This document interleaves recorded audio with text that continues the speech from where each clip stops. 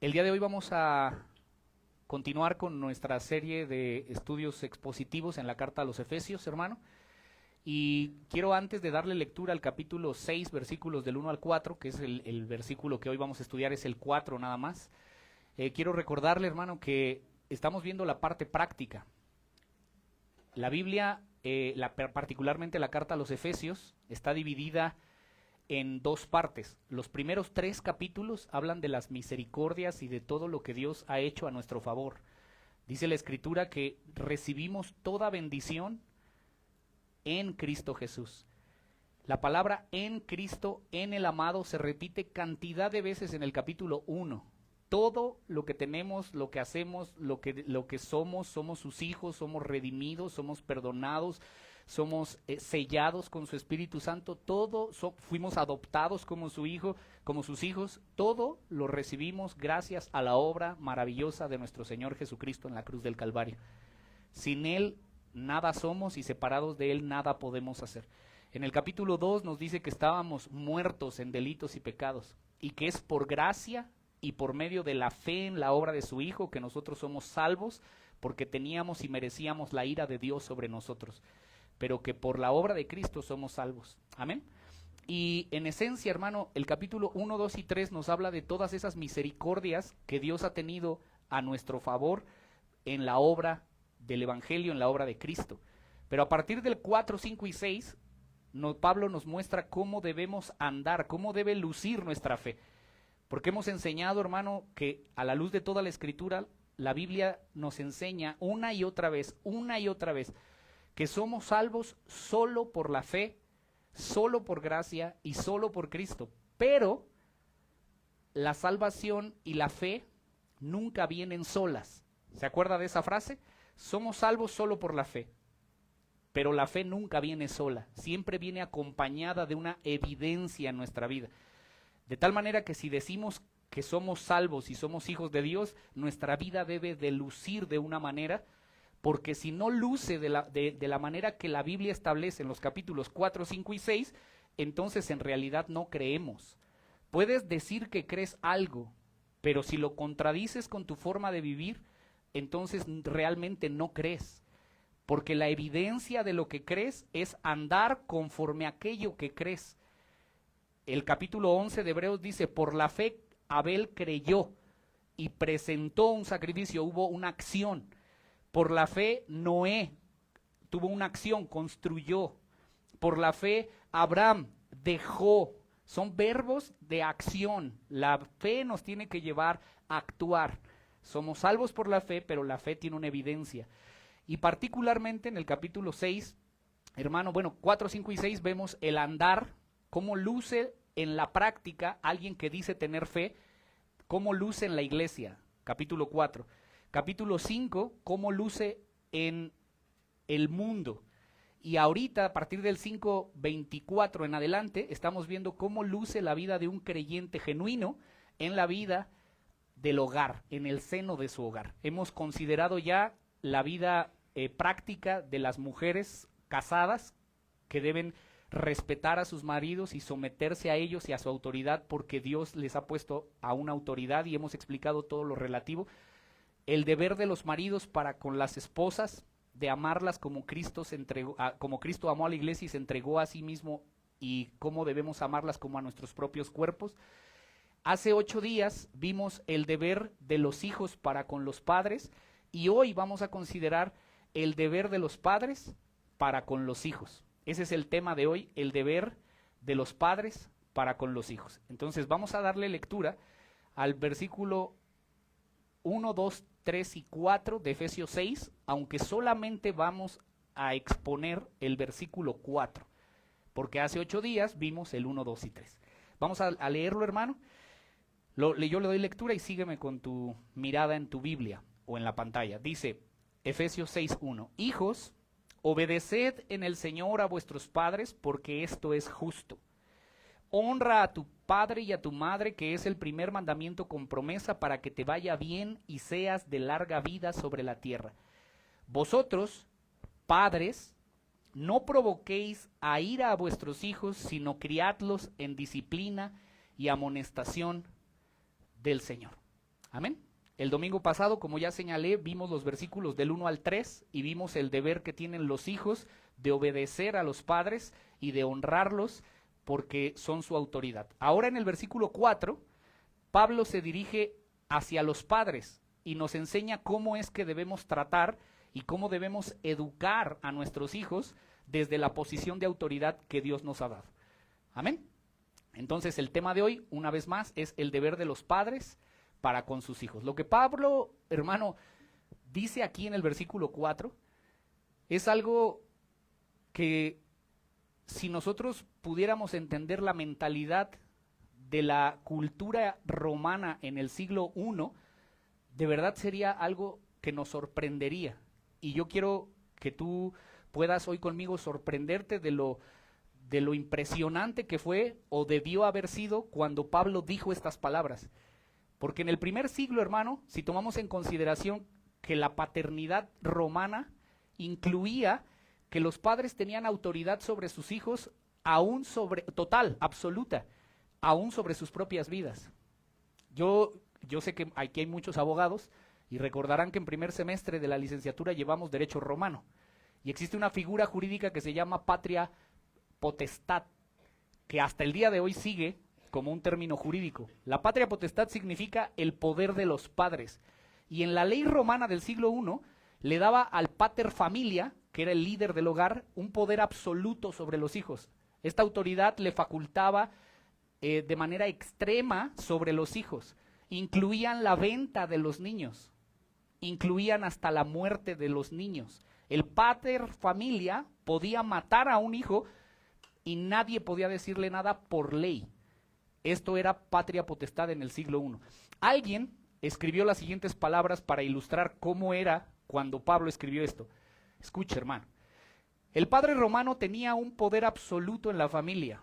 Podía vender a sus hijos como esclavos, hacerlos trabajar en campos en cadenas, podía disponer de la ley a su antojo porque estaban en sus manos. El padre romano podía castigar como le pareciera, hasta el extremo de infligir la pena de muerte sobre sus hijos. Un padre podía quitarle la vida a su hijo y nadie podía llamarlo a cuentas. Era su derecho, era su patria potestad. Había una costumbre en el tiempo de Roma, hermano, lo puede googlear, en donde cuando un niño nacía era colocado a los pies del pater familias, del padre. Si el papá lo recogía, el niño entraba, era parte de la familia, pero si el papá le daba la espalda, si el papá se iba, el niño era literalmente abandonado. A esos niños se les llamaba expósitos. De hecho, en México, hermano, la primer casa de niños huérfanos era la casa de los expósitos, porque eran niños que eran llevados a los mercados, eran niños que eran llevados a lugares públicos y que la gente venía de noche para llevárselos y convertirlos en esclavos.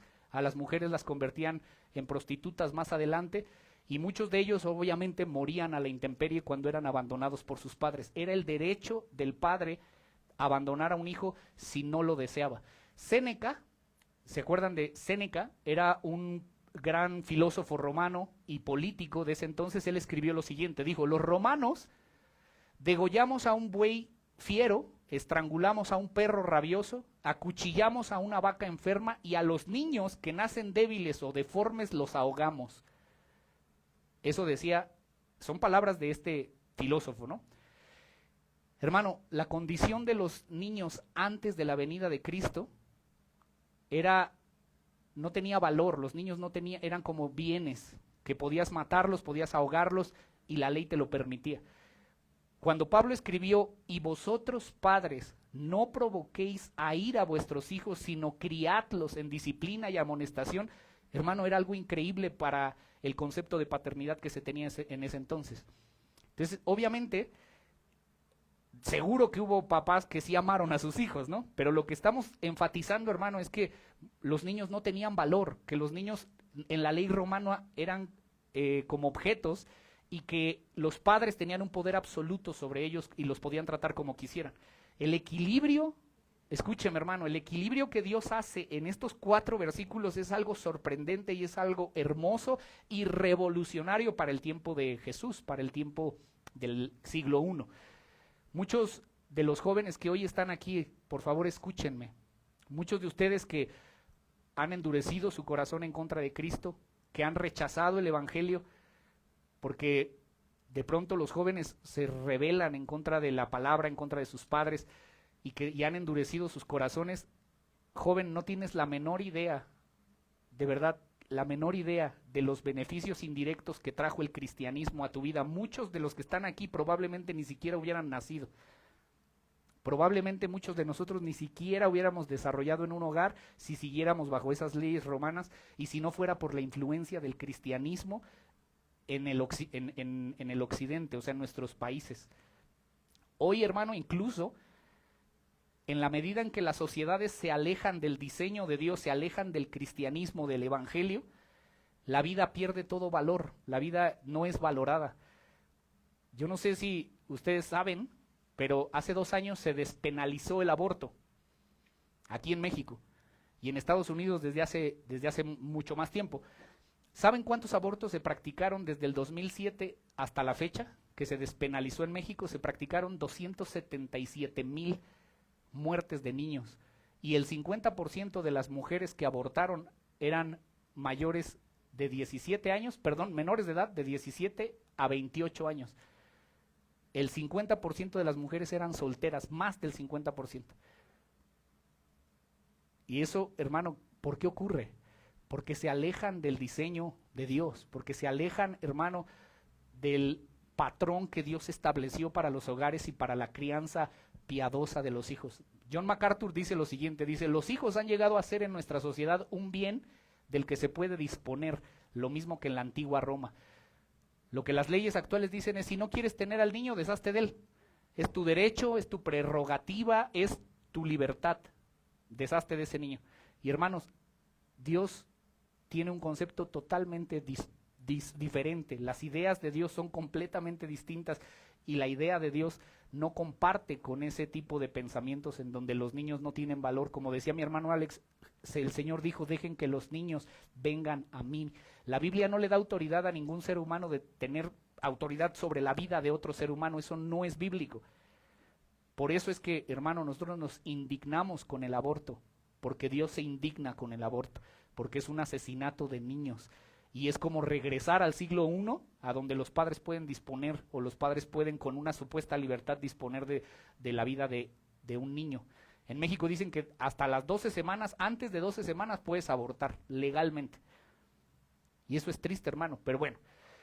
Para Dios, hermano, la vida de un niño es tan importante y tan valiosa que debemos los padres tener todo el cuidado posible en la educación de nuestros hijos, en la manera en cómo los educamos y en la manera en cómo los tratamos. La Biblia presenta, como te decía, hermano, un equilibrio perfecto, porque es la palabra de Dios.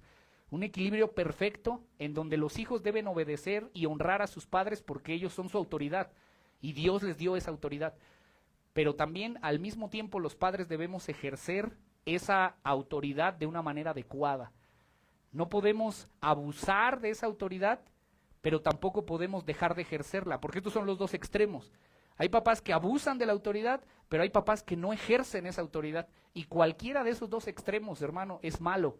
Y es terrible para el desarrollo de tus hijos. Y Dios te va a pedir cuenta a ti que eres papá y mamá. Un día vamos a llegar delante del Señor y vamos a presentar cuenta de nuestros hijos. Déjeme, para terminar la introducción, hermano, leerle un documento de 2 sociólogos, se llaman Sheldon y Eleanor Glueck, o Gluck, no sé cómo se pronuncia. Ellos fueron 2 sociólogos y criminólogos que estudiaron en Harvard. Harvard es de las, hermano, universidades más reconocidas y prestigiosas del mundo entero. Bueno, estos 2 criminólogos son pareja, escribieron un libro e hicieron un estudio para determinar cuáles eran los factores cruciales para prevenir la delincuencia juvenil. Y llegaron a la conclusión de que hay 4 cosas que previenen la delincuencia infantil. Entrevistaron a 500 niños, 500 jóvenes que habían delinquido y a otros 500 que no habían delinquido. Fueron 1000 jóvenes entrevistados por estos 2 sociólogos. Y hermano, hubo 4 cosas que ellos llegaron a esa conclusión. Son sociólogos de Harvard, déjenme leérselas. ¿Cuáles son estas cosas según los expertos? Número 1, la disciplina del padre debe ser firme, justa y consistente, dicen ellos. 2, la supervisión de la madre. Ella debe saber dónde están sus hijos, qué están haciendo y debe estar con ellos la mayor parte del tiempo posible. Está el estudio en internet, le di el nombre. Al final, si no, se lo paso. Número 3, el cariño de ambos padres, el padre y la madre. Y número 4, la cohesión de la familia. Es decir, la familia tiene que tener y pasar tiempo junta, dicen ellos. ¿Escuchó las 4 cosas? Hermano, y aquí es donde te preguntas, ¿de verdad tenían que pasar 2000 años? ¿Y ir a Harvard para llegar a una conclusión que Pablo llegó hace 2000 años con la inspiración de Dios? Que es lo que hemos venido estudiando, hermano, y a mí de verdad me impacta lo que por la gracia de Dios hemos venido estudiando, de la responsabilidad de los esposos, de la responsabilidad de las esposas, de la responsabilidad de los hijos, de los padres, porque Dios es perfecto, hermano, es su palabra inerrante e infalible. Hermano, todo lo que se hubieran ahorrado, las entrevistas, el dinero, el estudio en Harvard, la maestría y el doctorado, si tan solo hubieran leído la Biblia detenidamente, con todo el consejo de la Biblia, completo, versículo por versículo. No es exactamente, hermano, lo que hemos enseñado o lo que Dios nos ha enseñado por su Espíritu en su palabra. Oiga otra vez, la disciplina del padre debe ser firme, justa y consistente. La supervisión de la madre, hablamos de eso hace 15 días. Ella debe estar donde sus hijos haciendo, deben saber lo que sus hijos están haciendo y debe estar con ellos la mayor parte del tiempo posible. El cariño de ambos padres y la cohesión de la familia. Pablo había dicho exactamente lo mismo y aún mejor hace 2000 años, hermano, y no tuvo que ir a Harvard. Pablo solo fue inspirado por el Espíritu Santo, como si eso fuera poco. Si queremos criar a nuestros hijos con sabiduría, hermano, debemos ir a la Biblia. Debemos atender lo que la palabra de Dios dice, lo que ese manual divino establece, y amparados en el poder y la gracia de Dios, hacer lo que ahí dice. No lo que yo creo, no que los sociólogos creen, hermano, lo que ahí dice, con punto y coma, hagámoslo. Y podremos criar a nuestros hijos como Dios ordena. Porque de lo contrario, hermano, lo único que vamos a esperar es amargura. Los padres van a tener canas verdes y, hermano, y los hijos van a tener una vida desgraciada e infeliz. Y eso, yo siempre le digo, no soy ave de mal agüero, hermano, pero eso es lo único que puede cosechar un papá que abusa de su autoridad o padres que no corrigen a sus hijos. Proverbios 10:1, acompáñeme. El hijo sabio alegra al padre, pero el necio es la tristeza de su madre. Proverbios 15:5, el necio menosprecia el consejo de su padre, mas el que guarda la corrección vendrá a ser prudente. Proverbios 17:25, el hijo necio es pesadumbre a su madre, a su padre, amargura a la que lo dio a luz. Voy a repetir eso. El hijo necio es pesadumbre a su padre, amargura a la que lo dio a luz. Proverbios 19:13, dolores al padre, el hijo necio. Y hermano, podría yo seguir. Le estoy dando 4 versículos que hablan de que el hijo necio es tristeza de sus padres. Y la pregunta esta mañana, hermano, es para ti que eres padre, ¿cómo quieres que sea tu hijo? ¿Un necio o que sea sabio? ¿Qué clase de hijo quieres tener en tu casa y quieres que sea un adulto de igual manera, sabio o necio? Y yo creo que todos decimos sabio, ¿verdad? Pero hermano, si tú quieres que tu hijo sea sabio, hay algunas cosas que tenemos que hacer como padres y las tenemos que hacer. Proverbios 29:15 dice, la vara y la corrección dan sabiduría al muchacho, mas el consentido avergonzará a su madre. Y luego en el versículo 17 dice, corrige a tu hijo y te dará descanso y dará alegría a tu alma. Quiero leerlos una vez más. La vara y la corrección dan sabiduría al muchacho, mas el consentido avergonzará a su madre. 17, corrige a tu hijo, y te dará descanso y dará alegría a tu alma. Hay algo que tú debes hacer, hermano, para que tu hijo adquiera sabiduría. Y alguien puede objetar y decir, bueno, pero es que eso es la obra de Dios. Espérame, hermano. Dios les va a dar la sabiduría, sí, pero Dios también dice la forma y las herramientas y los métodos que Dios usa para darle sabiduría a los hijos. Y en el caso de nuestros hijos, es la labor de los padres la que debe darle, o la que Dios usa como una herramienta para poderle dar sabiduría a tu hijo. Dios te usa a ti para que tú puedas corregir y disciplinar a tu hijo, amonestarle cuando es necesario de la forma correcta. Amén. Y algo que es como nota al margen, hermano. Los hijos no nacen sabios. Escúchame, hermano. Los hijos no nacen buenos.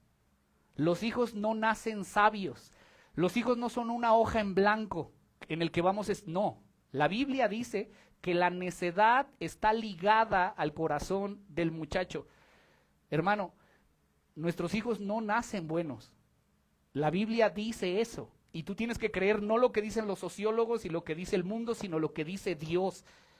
Nuestros hijos nacen separados de Dios. Nuestros hijos nacen con la ira de Dios sobre ellos a causa de su pecado. No son pecadores cuando pecan, hacen pecado porque son pecadores. Y eso tenemos que partir de esa base, hermano. Nuestros hijos no son buenos. Hay personas que dicen, ay, ven a una familia y dicen, ay, qué bueno le salieron los hijos a fulano. No, hermano, los hijos no salen buenos. Los hijos no se hacen buenos ni salen buenos. No es así. Los hijos no nacen con sabiduría. La Biblia dice que la necedad, voy a repetir, está ligada al corazón del muchacho.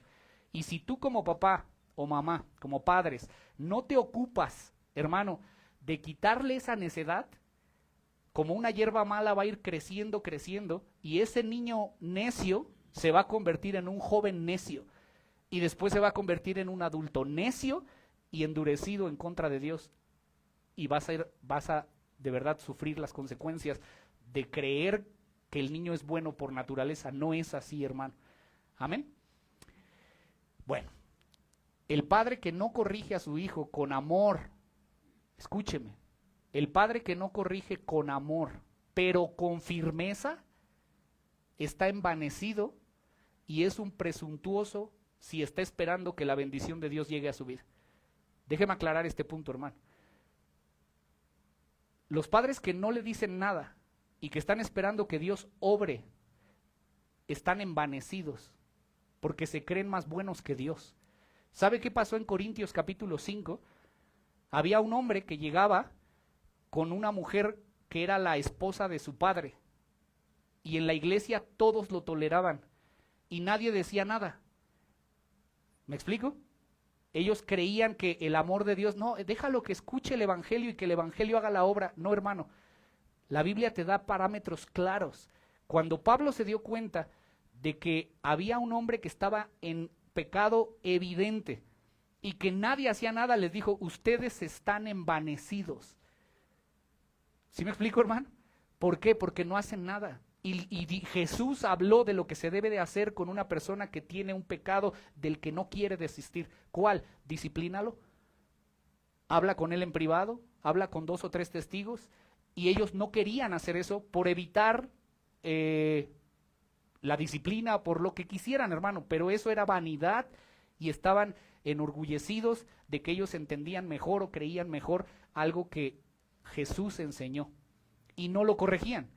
Entonces, cuando los padres no corrigen a sus hijos, hermano, están diciendo la Biblia no sirve. Hay que arrancar esas hojas de la Biblia, porque cuando dice que la vara corrige, eso no aplica. Hermano, de verdad, los padres que no corrigen están envanecidos si están esperando que la bendición de Dios esté en esa casa. Por regla general, los padres al final que no corrigen a sus hijos cosecharán frustración y amargura, la vergüenza de tener un hijo necio y de que sea un adulto necio con un corazón duro. ¿Cómo y qué debemos hacer nosotros como padres? Pablo habla de dos cosas. Solo vamos a ver el versículo 4, hermano. ¿Qué es lo que debemos hacer? ¿Y qué es lo que no debemos hacer? Hay dos cosas en ese versículo. Una cosa negativa y una cosa positiva. La cosa negativa es no hacer o no provocar a ira a tus hijos. ¿Y qué sí debes hacer? Debes criarlos en disciplina y amonestación. ¿Quiere leerlo conmigo? Léalo una vez más. ¿Qué dice? No, sino. Entonces, ¿qué no debes hacer? Airarlos. Pero ¿qué sí debes hacer? Criadlos, pero ¿cómo? En disciplina y amonestación del Señor. Como vimos hace 8 días, hermanos, tanto el padre como la madre son responsables de ejercer su autoridad sobre sus hijos. Ellos son responsables de ejercerla para el bien de ellos, ambos. Vamos a leer desde el versículo 1, otra vez de estos 6 versículos. Dice, hijos, obedeced al Señor, en el Señor a vuestros padres, porque esto es justo. La palabra hijos, dijimos, es aquel que es procreado. Y cuando dice padres, está hablando progenitores. Y por eso dice, honra a tu padre y a tu madre, porque es el primer mandamiento con promesa. Entonces, lo que está hablando en el versículo 1 y 2 es que ambos padres tienen esa responsabilidad. Pero en el versículo 4 vuelve a decir, y vosotros padres, pero ahí ocupa otra palabra, Pablo. Ahí ocupa la palabra páteres. Y páteres se refiere particularmente a los varones. Así que, padres, papás, varones que están aquí esta mañana, escúchenme. Este mandamiento primariamente está dirigida a los hombres. Es decir, no provoquen a ira a sus hijos. Primariamente, no solamente, claro que el papá y la mamá pueden provocar a ira a los hijos, pero principalmente está dirigido a los varones. Y esto es por 2 razones. La primera es porque los varones tenemos la responsabilidad de liderear el hogar, nuestra casa, y eso incluye liderear a nuestras esposas para que ellas puedan también corregir a nuestros hijos. La responsabilidad recae primero sobre el varón, por eso se refiere a los papás. Pero en segundo lugar, ¿sabe por qué? Es que dice papás, varones, no provoquen a ira a sus hijos, porque parece ser, hermano, que somos los papás los que generalmente necesitamos esta amonestación, los varones. Los dos podemos provocar, o sea, papá y mamá pueden provocar a ira a los hijos, pero es muchas veces el papá el que es más descuidado y hace airar a sus hijos constantemente. La palabra que Pablo ocupa ahí, airar, se traduce como irritar, hacer enojar o enfurecer.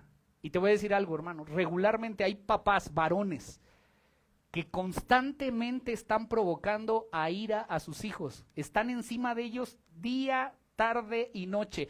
No hablan otra cosa más que para hacer enojar a sus hijos, para hacerlos airar. Léalo conmigo en Nueva Traducción Viviente, el versículo 4, por favor. Si lo tenemos, se los voy a leer. Dice, padres, papás, varones. Por eso escúchame, papá varón que estás aquí.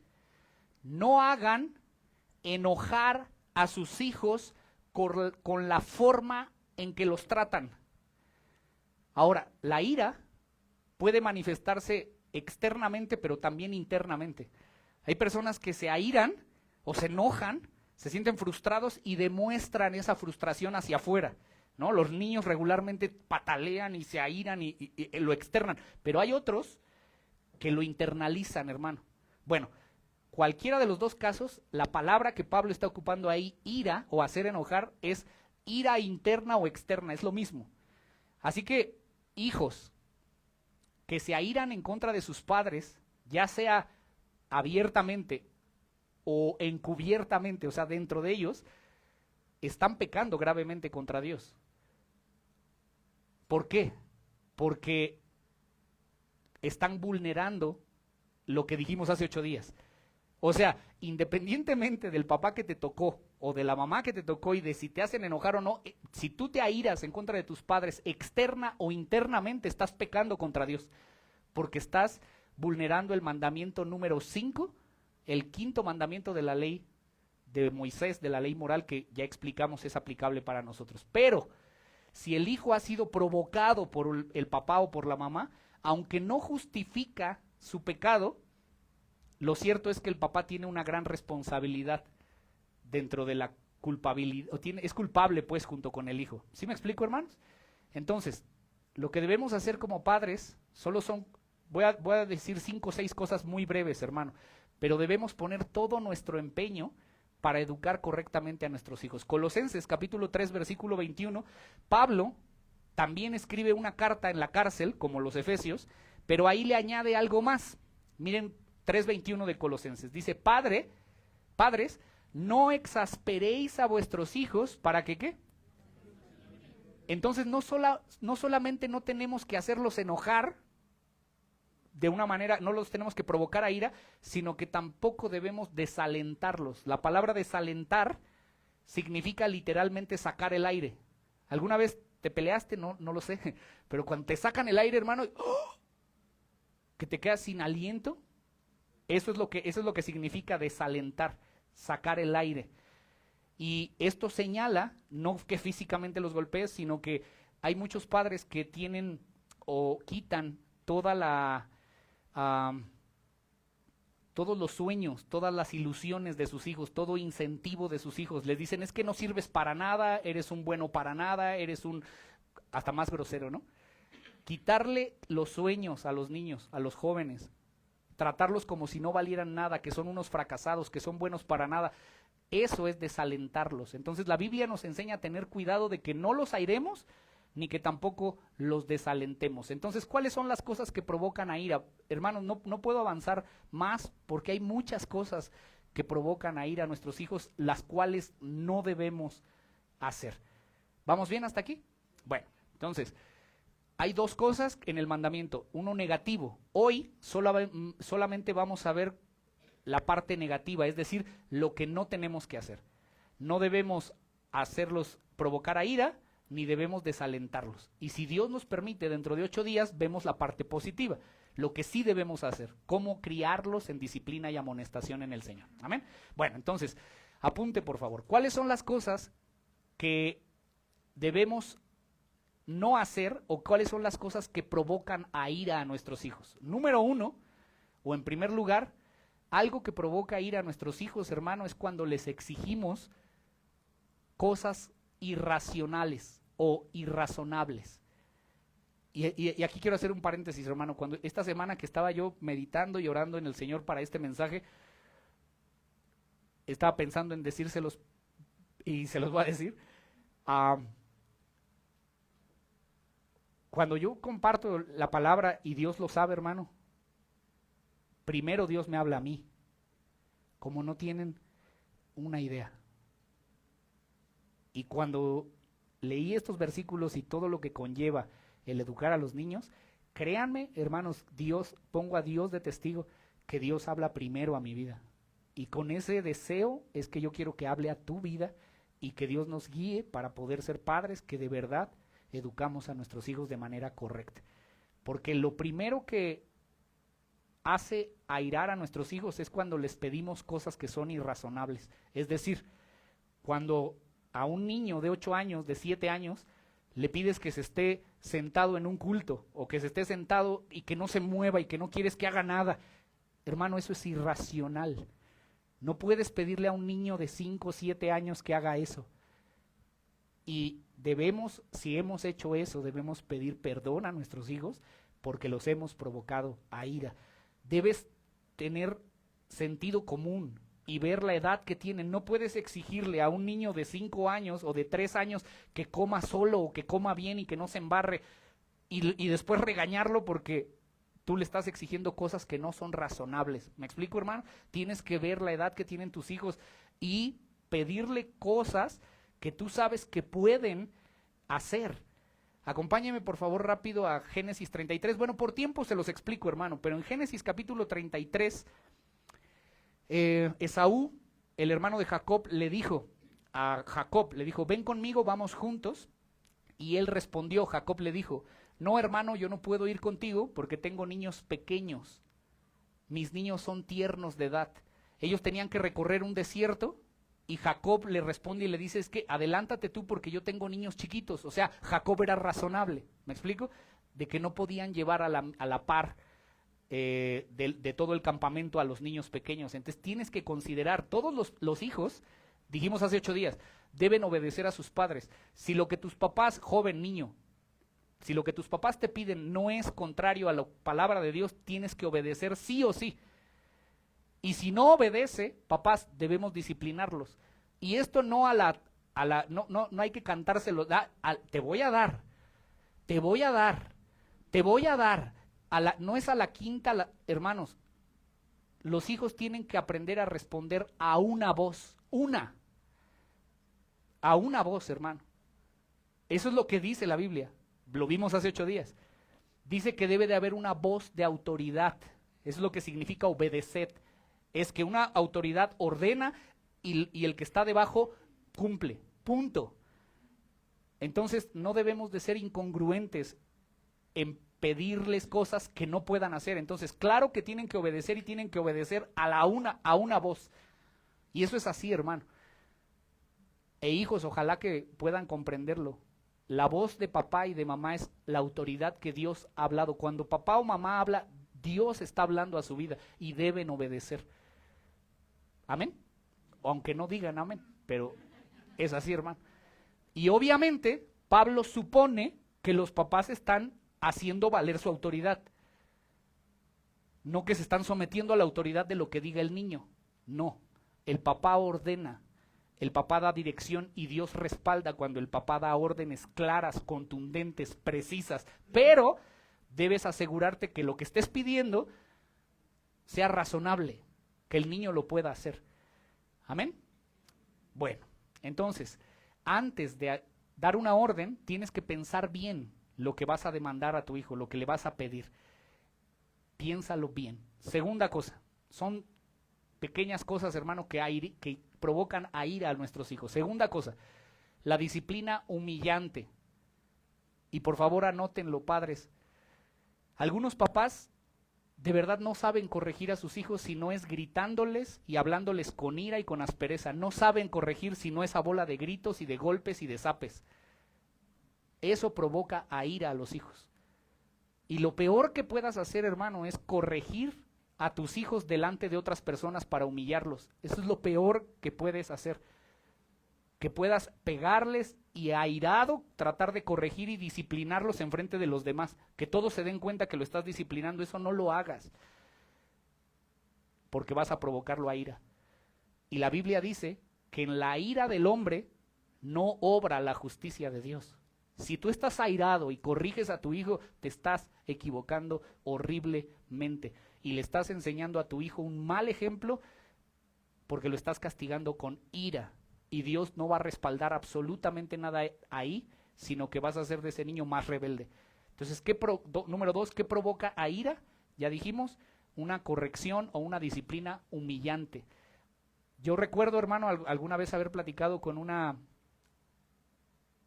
persona que si algo le quedó grabado en su corazón fue cuando tenía 16 años y había salido a algún lugar y la mamá o el papá, no me recuerdo, la encontraron en la calle y le empezaron a dar de patadas en la calle y le jalonaron el cabello enfrente de toda la gente.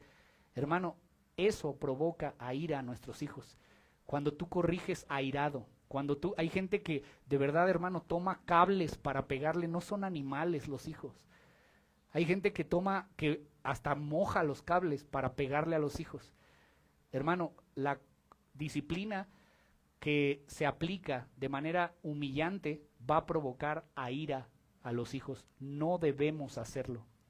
Número 3, la disciplina inconsistente. ¿Qué provoca a ira cuando eres inconsistente? Y aquí déjeme explicarlo brevemente. Hay 2 cosas. Primero, cuando le demandamos a nuestros hijos cosas que nosotros no hacemos. Eso es inconsistente, hermano. Eso es incongruente. Que tú les pides a tus hijos que no hagan algo, pero tú lo haces. Que tú no das el ejemplo con lo que vives. Tú le dices a tus hijos que tienen que perdonar, pero cuando tú te equivocas no pides perdón. Hermano, Sugel Michelén dice algo, dice, yo dudo mucho de la integridad de un padre que nunca le ha pedido perdón a sus hijos. Dice, dudo mucho de la integridad de un papá que jamás, nunca le ha pedido perdón a un hijo. ¿Y saben por qué, hermano? Porque un padre que no pide perdón a sus hijos cuando él peca, no es porque no falle, es porque es un orgulloso, soberbio, que les está dando un mal ejemplo a sus hijos.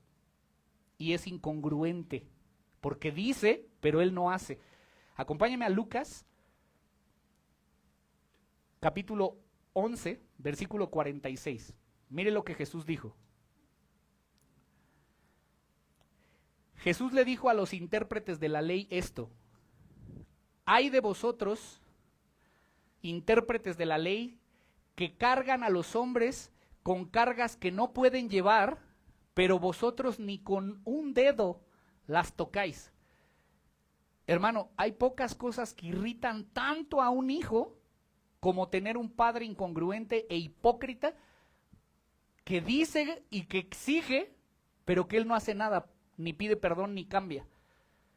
¿Cómo le puedes pedir a un hijo que lea cuando tú nunca lees? ¿Cómo le puedes pedir a un hijo que ore cuando nunca te ve orar? ¿Cómo le puedes pedir a un hijo que llegue temprano cuando tú no lo haces? ¿Cómo puedes exigir algo que tú no haces? Hermano, si algo hace que un hijo se aire, es tener padres hipócritas que dicen, pero no hacen. Aquí Jesús les está diciendo, ustedes ponen cargas que ni ustedes llevan.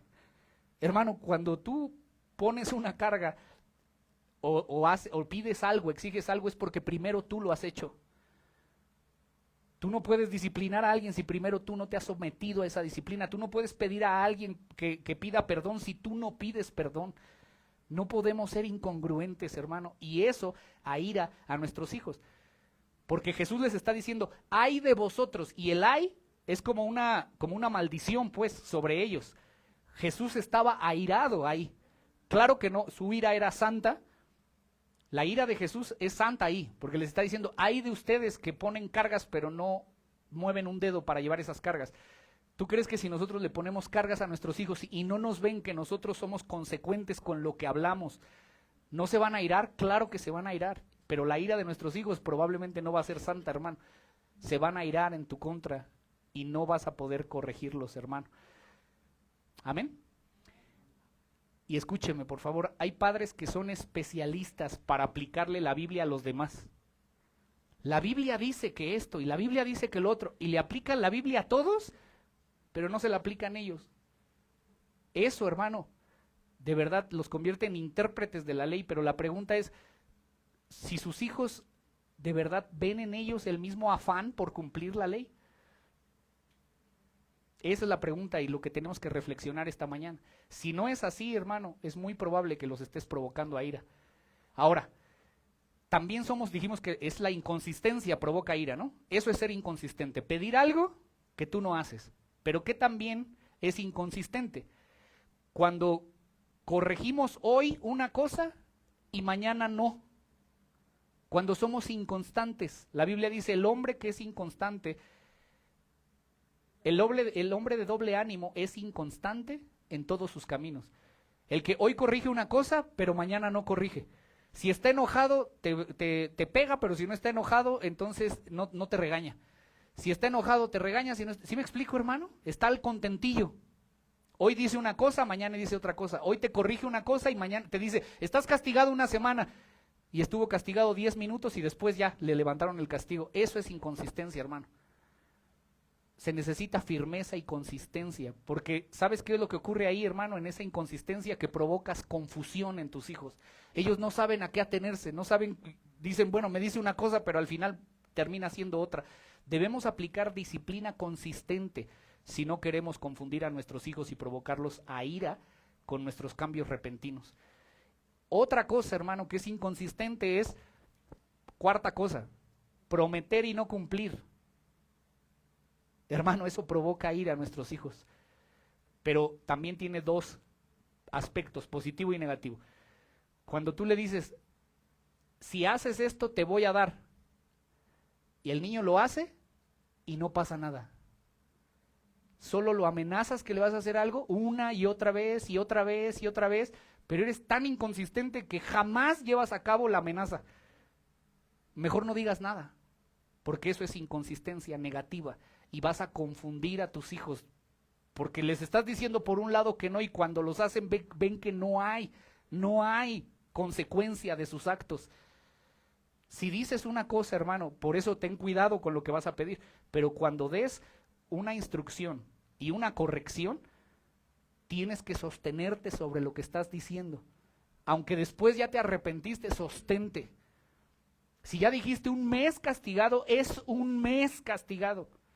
Si ya dijiste 15 días, son 15 días. Aunque tengas corazón de pollo y a los 2 días ya quieras echarte para atrás, hermano, sé consistente. Amén. Ahora, y de manera positiva, ¿qué es prometer y no cumplir? Prometer y no cumplir, hermano, es te voy a llevar al parque y no cumples. Te voy a llevar, si haces esto, te voy a llevar a hacer esto otro y no cumples. Hermano, ten cuidado de no hacer promesas que no vas a cumplir, porque vas a provocar a ira a tus hijos. Número 5, mostrar favoritismo en el hogar. Jacob irritó a sus otros hijos por tratar diferente a José. Todos sus hijos, todos eran hijos de Jacob, pero a José le dio una túnica diferente y lo trató diferente, y eso provocó la ira de todos los demás hijos al punto de que querían matar al hermano pequeño. No provoques a ira a tus hijos haciendo diferencias entre ellos. Trátalos igual, cada uno merece el tiempo, cada uno en particular requiere de tu constancia, de tu disciplina, de tu observación, de tu consejo, y de pronto uno requiere más que el otro, bueno, dale ese tiempo, pero después compénsalo con el otro. Hermano, si tienes tantos hijos tengas, te tendrás que dividir y darles un tiempo a cada uno, pero no hagas diferencias entre tus hijos, porque eso los va a provocar a ira. ¿Sí, hermano? Número 6, exceso de tolerancia. Eso provoca, y tú ahí vas a decir, y déjame explicarlo, ¿cómo el exceso de tolerancia va a provocar a ira a nuestros hijos? Hermano, la liviandad para aplicar la disciplina, aunque no lo creas, eso también provoca ira a nuestros hijos. Esos padres que permiten todo, que todo lo justifican, que jamás los estorban en la conducta pecaminosa de sus hijos, ¿saben la consecuencia que eso produce, hermano? Cuando nuestros hijos no son corregidos ni disciplinados, la rebeldía natural solamente se acrecienta en ellos. Y si tú no haces que esa mata, yo te decía, esa hierba mala, no la aplacas, estás convirtiendo en tu hijo en el más rebelde y duro, porque tú no estás haciendo tu labor. Y lo que es aún peor, hermano, es que inconscientemente, y por favor escucha esto que te voy a decir, inconscientemente le estás diciendo a tu hijo que no lo amas. Porque hay gente que dice, es que como yo amo a mi hijo, no le digo nada, no lo corrijo, no le doy un barazo. No, porque yo lo amo. No, hermano, no lo amas. Mira lo que dice Proverbios 13:24. Cuando tú no corriges a un hijo, él puede airarse y legítimamente pensar que tú no lo amas. Porque, hermano, Dios no se equivoca. No te creas más sabio que Dios, porque no lo eres. Nadie de nosotros somos más sabios que Dios. Proverbios 13:24 dice, escuche conmigo, el que detiene el castigo, ¿qué? A su hijo aborrece. Entonces, el que dice, no, es que es con amor. No, eso es odiar a tu hijo. Cuando tú detienes el castigo a tu hijo y no aplacas la rebeldía natural en él, no lo estás amando, lo estás aborreciendo. Mas el que lo ama, ¿qué dice? Desde temprano. ¿Y cuándo es desde temprano? Desde niños lo corrige. Hay gente que dice, ay no, pero es que Yo no le pego porque amo mucho a mi hijo. Hermano, tú no le pegas porque no quieres lidiar con eso, porque es más cómodo para ti no pegarle, porque tú te estás amando a ti mismo, no lo estás amando a él, porque tú crees que sabes más, pero hermano, Dios sabe más. El que detiene al castigo a su hijo aborrece. Un padre que no castiga y no disciplina, y lo voy a decir con toda la responsabilidad de lo que estoy diciendo, odia a su hijo. ¿Por qué? ¿Porque lo digo yo? No, lo dice Dios, hermano. Eso es lo que dice Dios en la Escritura. Hebreos 12:6 dice, el Señor al que ama, lo disciplina. Y escucha, azota a todo aquel que recibe por hijo. Lo dice Dios en su palabra. Y Dios lo hace. Hermanos, si tú has pasado por disciplina de Dios, gloria a Dios porque eres hijo de Dios. Pero Dios, dime si no te está doliendo la disciplina o si no te dolió la disciplina. Claro que duele. Y esa es la intención, que puedas reaccionar. Pero ¿sabes qué dice ese capítulo? Dice, porque la disciplina al principio no parece causa de gozo, sino de tristeza, pero al final produce un fruto de justicia y te hace participante de la santidad de Dios. Eso dice la Escritura. Léelo completo, hermano. La disciplina hace a los hijos participantes de la santidad de Dios, pero el que no corrige no ama a su hijo. Eso es parte del amor de Dios. Quitémonos ya ese romanticismo del amor, hermano. El amor de Dios corrige. El amor de Dios. ¿Por qué? Porque no quiere que te pierdas. Cuando Pablo llegó a Corinto y corrigió a ese hombre, todos han de haber dicho, qué duro es Pablo, pero el único que amaba a ese hombre era Pablo. Los demás lo aborrecían, porque no les interesaba que se fuera al infierno, pero Pablo lo amaba. Así que no te confundas, hermano, el amor, el que ama realmente, se preocupa porque no te vayas al infierno, porque de verdad corrijas tu vida a la luz de la Escritura. El que te ama te corrige porque quiere tu bien y no tu mal. El que no te dice nada no te ama, te aborrece. Según todos estos textos bíblicos, léelos en su contexto y vive Jehová, hermano, que lo que te estoy diciendo no es mentira. El que ama, corrige, porque Dios, hermano, nos ama, pero por eso nos corrige. Porque al final, ¿sabe qué dice en Corintios 5? Dice, porque saquen ese perverso de entre ustedes. Lo sacaron, pero ¿sabe qué ocurrió? Que esa tristeza que provocó el sacarlos de entre ellos, provocó el arrepentimiento genuino, que despertara y se diera cuenta que estaba mal, que él estaba mal, no Dios. Y entonces se arrepintió, ¿y sabe qué ocurrió? En 2 de Corintios regresó. Y cuando regresó, hermano, los corintios, qué bárbaros, ya no lo querían recibir. Y entonces viene Pablo y les dice, no, ahora recíbanlo, porque la finalidad era esa. Ahora ámenlo, perdónenlo, recíbanlo, porque ha vuelto. Porque estaba muerto, pero ahora vive, como el hijo pródigo. ¿Me explico, hermano? Bueno, tengo que seguir. Efesios capítulo 6, versículo 4, que es el que estamos leyendo, dice, vosotros padres, no provoquéis a ira a vuestros hijos, sino, ¿qué es el sino? O sea, que en vez de provocarlos a ira, debes criarlos en disciplina. O sea que cuando no los disciplinas, los estás airando. ¿Sí me explico, hermano? ¿Sí me doy a entender ahí? O sea, la contraparte de no airar a tus hijos es lo que no tienes que hacer. ¿Cómo no los provocas a ira? Disciplinándolos. O sea que si no los disciplinas, ¿qué estás haciendo? Los estás provocando a ira. Sencillo, ¿no? Si no se ocupan en criarlos en disciplina y amonestación del Señor, van a provocar a ira a sus hijos, hermano. Tienes que educar a tus hijos como Dios ordena. Ahora, dentro de 8 días, vamos a ver de qué se trata esa disciplina y amonestación, porque no es una autorización para golpearlos, ni siquiera tienes que golpear muchas veces, aunque cuando es necesario, sí se puede, hermano, dar un varazo a un niño, pero un varazo bien dado sin ira, corrige, pero tiene que ser en amor, en el Señor y en la sabiduría de Dios, sin ira, porque en la ira no obra la justicia de Dios. Eso lo vamos a ver Dios mediante dentro de 8 días. Pero bueno, entonces, hermano, pregúntese esto nada más. estamos ya cerrando, son 2 puntos más. ¿Habrá alguna época en toda la historia de la humanidad en donde los jóvenes en sentido general tengan más libertades que ahora? ¿Tú crees que hay alguna época en donde los jóvenes sean más liberales que ahora? Hermano, jamás, nunca en la vida ha existido una etapa así, una época así. Seguramente esta es una de las épocas más permisivas que ha habido en toda la historia humana. Y la pregunta es, ¿cuál es el efecto que ha tenido en los jóvenes? ¿Son más educados? Hermano, ¿son más mansos ahora? ¿O son más rebeldes? Ahora que hay menos disciplina, los jóvenes son más airados, son más rebeldes, son más inconformes y están más descontentos que nunca en toda la historia. Porque no hay disciplina. ¿Sí se da cuenta de eso?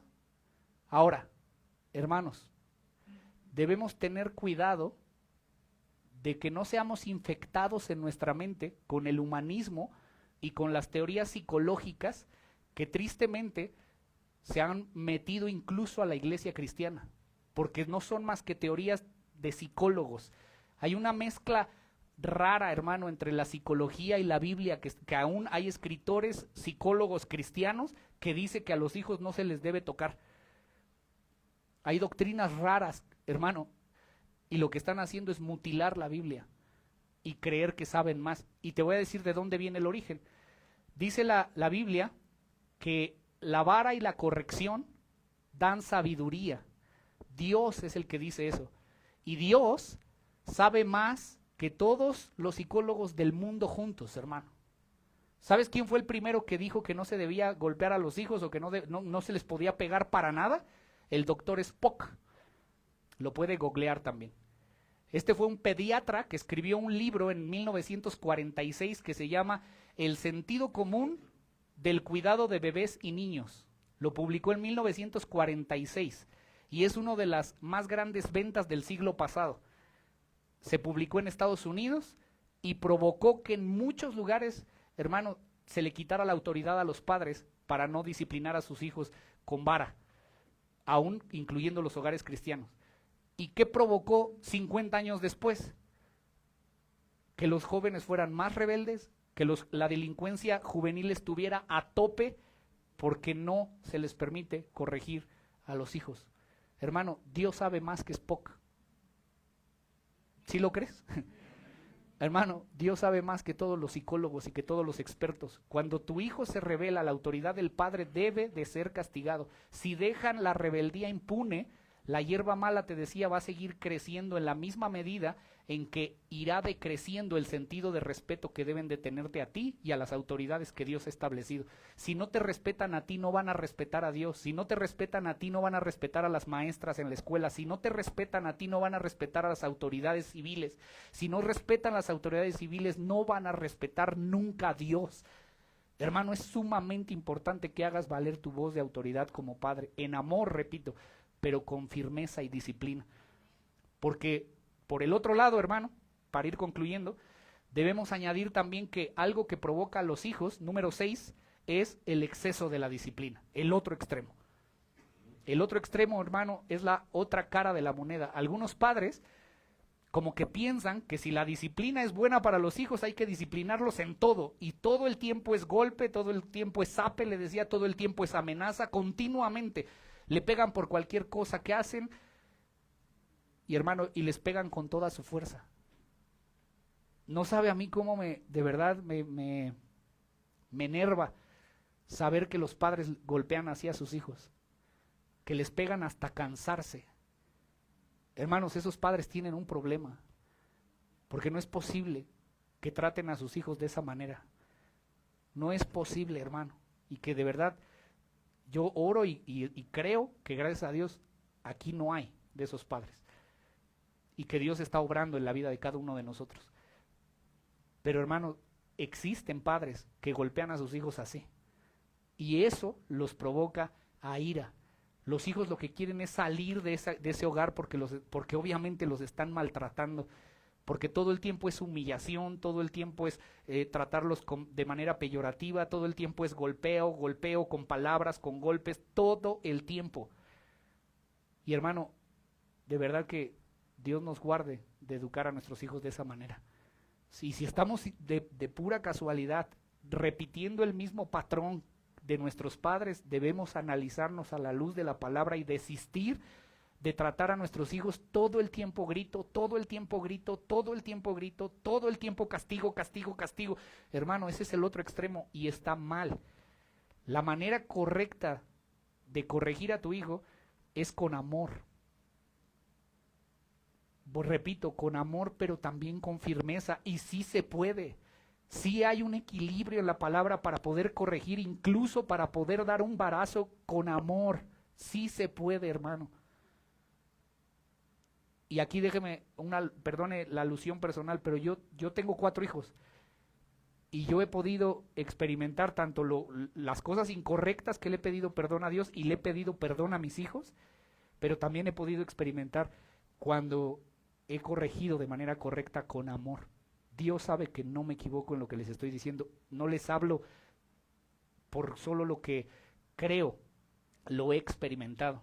Y mis hijos no son los mejores, hermano, pero los errores que he cometido les he pedido perdón, pero también he aprendido por la palabra de Dios a someterme a la palabra y a corregir como la palabra enseña. Y hermano, vive Jehová que sí se puede corregir a tus hijos correctamente, con firmeza. Un pastor comenta lo siguiente, dice: cuando un padre es tierno con sus hijos y les muestra amor de diversas maneras, ellos van a recibir más fácilmente la amonestación y la corrección después, porque ellos no dudan del amor del Padre. ¿Me explico? Entonces, piensa esto: ¿cuántas veces en la Biblia, todos tenemos un mismo Padre en el cielo, ¿no, hermano? Bueno, ¿cuántas veces Dios nos dice que nos ama en la Biblia? ¿Cuántas? Hermano, ¿cuántas veces nos dice en su palabra: yo los amo, hijos míos? Si Dios lo hubiera dicho una vez, es suficiente, porque Dios no miente. Pero Dios lo dice una y otra vez, una y otra vez, una y otra vez. Cuando tú lees en la Biblia, ¿cuántas veces? No, realmente no sé el dato, pero son miles de veces que dice: yo te amo, yo tengo misericordia de ti, yo tengo compasión de ti. ¿Sabe qué está haciendo? Él está actuando como un padre y nos está enseñando cómo debemos de ser nosotros con nuestros hijos. Pero cuando se trata de corregirnos, también nos corrige. Y si de verdad entendemos el amor de Dios, entonces vamos a recibir la disciplina. ¿Por qué? Porque de verdad sabemos que lo hace por nuestro bien y no para nuestra destrucción, sino para guiarnos al arrepentimiento. 7, 2 cosas pequeñas. 7, séptima cosa que hace airar a nuestros hijos: criticarlos continuamente por lo que hacen mal y no darles una palabra de aliento cuando lo hacen bien. ¿Sí, hermanos? Hay personas que todo lo que hacen mal se lo señalan, pero cuando hacen algo bien no le dicen nada. Hermano, tienes que decirle a tu hijo también, cuando hace las cosas bien, que va muy bien, que le sigue echando ganas, que ves su esfuerzo, que ves el mérito que le está poniendo en lo que sea que esté haciendo. Porque parece que cuando hace cosas buenas es invisible, y solo cuando hace cosas malas, entonces ahí estás. No, hermano, algo que desalienta a nuestros hijos, que les saca el aire, es no darles palabras de aliento cuando hacen las cosas bien. 8, y por último, poner delante de ellos metas irrealizables. Y con este termino, hermano. ¿Qué hora es? Bien, estamos en tiempo, escúcheme. Poner delante de nuestros hijos metas que no pueden realizar es provocarlos a ira. ¿Qué es esto? Claro que nosotros debemos motivarlos para que alcancen el máximo de su potencial. Claro que queremos verlos que tengan éxito, sobre todo en la gracia. Claro que los debemos impulsar y que debemos hacerlos que vayan más adelante. A veces ellos piensan que no pueden y nosotros debemos decirles que sí pueden, porque pueden. Pero si solo empujamos y presionamos hacia adelante, que te saque puras buenas calificaciones, y empujas y presionas, hermano, tarde o temprano lo vas a quebrar. John MacArthur cuenta una historia de una experiencia que él tuvo. Déjame leértela, hermano. Y es una historia verídica y muy triste que él tuvo en su iglesia. Él dice que, te lo voy a leer, dice que una hermosa muchacha adolescente que conoció fue literalmente enloquecida por la presión de sus papás. La visité en un cuarto de hospital donde yacía en un estado catatónico, donde no se podía mover, excepto por un temblor constante. Había sido una excelente estudiante, animadora y reina de su curso, pero nunca había sido suficiente para sus padres. Su madre en particular mantenía sobre ella una presión constante para que siguiera más y tuviera mejor apariencia y actuara de manera diferente. Todo lo que la hija hacía daba pie a su madre para decirle que lo podía hacer mucho mejor. Y bajo tanta presión la muchacha se quebró. Después de varias semanas de reposo y de tratamiento clínico, se recuperó hasta el punto que ya no necesitaba estar ingresada, la dieron de alta. Dice, finalmente fue dada de alta, de vuelta a la olla de presión, donde su madre había transformado su vida de hogar. Poco tiempo después se suicidó. ¿Por qué? Esto fue lo que ella le dijo antes de suicidarse, se lo dijo al pastor MacArthur. Le dijo, no importa lo que yo haga, nunca satisfago los deseos de mi madre. Dice MacArthur, esta joven había logrado muchas cosas más allá del potencial de su mamá, pero la mamá estaba tratando de vivir sus propias fantasías a través de su hija. Hermano, esta es una historia triste. La mamá la exasperó al punto de llevarla a la autodestrucción. La joven se suicidó. Por eso, padres, esta historia de verdad debe llevarnos a pensar si nosotros estamos empujando a nuestros hijos hasta dónde queremos que lleguen. Claro que debemos ayudarlos, pero no puedes ponerles una presión, no quieras vivir tus traumas en ellos. Ellos no son tus clones, ellos no son precisamente lo que tú eres. Si tú fuiste muy exitoso en algo, no tienen por qué tus hijos precisamente ser lo mismo que tú. No son tus clones, hermano. No quieras que tus hijos hagan lo mismo que tú hiciste, o que tus fracasos sean superados por tus hijos porque no quieres que vivan. No, hermano, ellos tienen sus propias habilidades, ellos tienen su propia personalidad, ellos tienen sus propios talentos, sus propios dones, y tú debes ayudar que eso sea para la gloria de Dios, no para tu gloria. Es para la gloria de Dios que debemos impulsar a nuestros hijos. Ellos tienen sus propias capacidades, te decía, sus talentos, y nosotros debemos criarlos no para nosotros, sino para la gloria de Dios. Que esos talentos, esos dones, los pongan al servicio del Señor, que los pongan y vivan para la gloria de Dios, que aprendan a vivir para Él, por medio de Él y para Él, no para nosotros. Amén.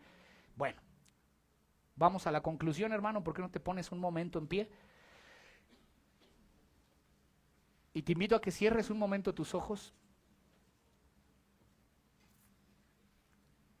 Y déjenme decirle dos cosas, una a los papás y una a los jóvenes. Cierra un momentito tus ojos, hermano. La otra parte del mandamiento de no provocar a ira a nuestros hijos, que es todo lo que vimos, lo que no debemos hacer, vimos hoy. No es que dejes que tus hijos hagan lo que quieran. Pablo no está diciendo eso aquí. Pablo está diciendo no provoquen a ira a sus hijos, y con eso no está queriendo decir déjalos tranquilos, no los estorbes, denle todos los permisos que quieran. No, Pablo realmente lo que está diciendo es no los provoques a ira, criándolos en disciplina y amonestación. Y puede, hermano, ocurrir que nuestros hijos se airen aun cuando los estamos corrigiendo correctamente. Claro que eso sí puede ocurrir, debido al pecado que está en ellos. Pero, hermano, no porque tus hijos se airen cuando tú haces las cosas correctamente y los disciplinas en amor y en amonestación, quiere decir que tú desistas de corregirlos. Tienes que corregirlos. Cuando tú les estás pidiendo algo razonable, cuando tú no les estás hablando mal, cuando tú no estás siendo airado con ello, cuando no los estás violentando, cuando simplemente les estás diciendo que no a algo, cuando los estás disciplinando y corrigiendo, hermano, eso es lo que tienes que hacer. Aunque se airen ellos, porque seguro se van a airar muchas veces cuando tú hagas las cosas bien. Siempre que alguien hace las cosas bien, también hay alguien que se enoja y se aira. Solo un ejemplo, hermano, en Estados Unidos Trump cambió el Día del Orgullo Gay por el Día de la Familia. Y la pregunta, ¿eso fue correcto o incorrecto? Eso fue correcto. Pero se echó encima a medio país. Porque la gente cuando se le corrige se aira, cuando no entienden que lo correcto es para por amor y por disciplina, para que no se pierdan, sino que se arrepientan.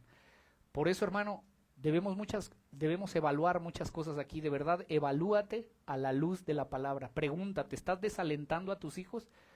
¿Estás provocándolos a ira? Y que Dios nos ayude esta mañana, hermano, a evaluarnos juiciosamente dentro de nosotros mismos, porque nadie de nosotros, ningún padre aquí es perfecto, y estoy seguro que hay muchas cosas que tú y yo tenemos que arreglar. Papás, que la gracia de nuestro Padre Celestial, que está disponible para nosotros todos los días, y amparados en su poder y en su gracia, podamos imitarle a Él en el ejercicio de nuestra paternidad. Si seguimos el patrón de Dios, no nos vamos a extraviar. Si educamos a nuestros hijos van a beneficiar a la iglesia, van a beneficiar al mundo, sobre todo porque vivirán para la gloria de Dios, y muchos de ellos se salvarán. El deseo más grande de tu corazón debe de ser que tu hijo se salve, y tiene que empezar porque escuchen tu voz y tu corrección y tu disciplina. Y para los hijos jóvenes, todo lo que hemos dicho hoy que no deben hacer tus papás para contigo, no es una excusa para que no obedezcas. Todo lo que hemos dicho con respecto a los padres no elimina lo que dijimos hace 8 días, que los hijos tienen que obedecer a sus padres, porque lo dice la Biblia. Hijos, obedeced al Señor en vuestros padres, porque esto es justo. No tenemos excusa para no obedecer. Y recuerden, hace 8 días, hermano, vimos que muchas veces los papás nos equivocamos, porque nadie es perfecto y cometemos y somos pecadores. Pero, hermano, muchas veces Dios ocupa aún nuestros errores para cuidar tu vida, joven. Así que si tu papá no te está pidiendo algo que esté fuera de la Biblia, obedece. Ocúpate de obedecer a Dios y deja que tus padres se ocupen del deber que ellos tienen de obedecer a Dios disciplinándote. Y por último, hermano, mírate en el espejo de la palabra. Yo te voy a invitar a que esta mañana podamos, de verdad, con nuestros ojos cerrados, mirarnos en el espejo de la palabra. Todos tenemos que mirarnos, los hijos tienen que mirarse en Efesios 6 del 1 al 3. Y los padres debemos mirarnos en el espejo de Efesios capítulo 6 versículo 4. No provoques a ira a tus hijos. Piensa en todo lo que has hecho que les puede provocar la ira. Pero también piensa en todas las veces que no has disciplinado ni amonestado, porque tú has creído que es lo mejor, cuando Dios dice lo contrario.